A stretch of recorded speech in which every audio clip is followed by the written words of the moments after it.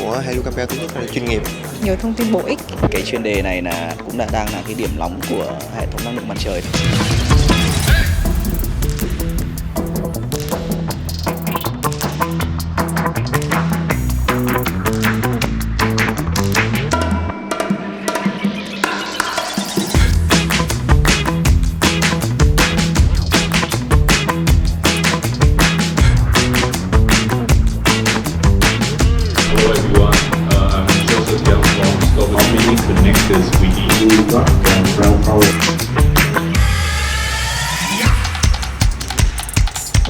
Em là Nguyen, chào mọi người gặp mình Thành. Chị em mình lưu ý đâu có 4 hoặc 6 gì không? Đúng là tùy cái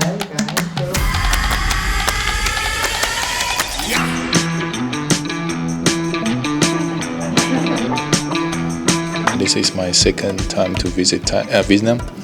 Yeah, and right now I have more than 18 years experience for the PV market, and I would like to highlight what is the small component big impact for the Vietnam market.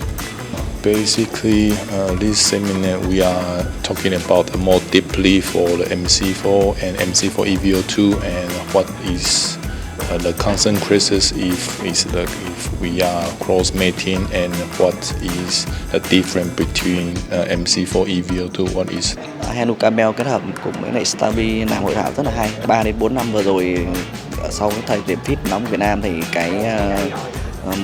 cả quá trình dự án khi đi vào vận hành sau này nó phát sinh rất là nhiều cái lỗi, nên 80% là liên quan đến cái phần kết nối của MC4.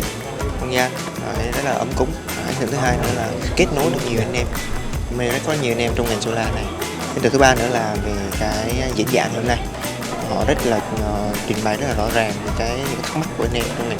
Thì với cái góc độ là một người quản lý vận hành thì anh thấy rõ những cái vấn đề mà cái dự án solar rooftop nó đang gặp phải sau một vài năm vận hành. Quan tâm nhất là cái chất lượng kỹ thuật, cũng giống như là những cái thông tin mà vừa được chia sẻ đó, về các cái bài test, về các cái thông số kỹ thuật của cái đồng MC4 để nó giúp cho anh ra được cái quyết định lựa chọn cái thiết bị nó phù hợp. more reliable, less power loss, and it's more unique. Reliability, safety, and low contact resistance.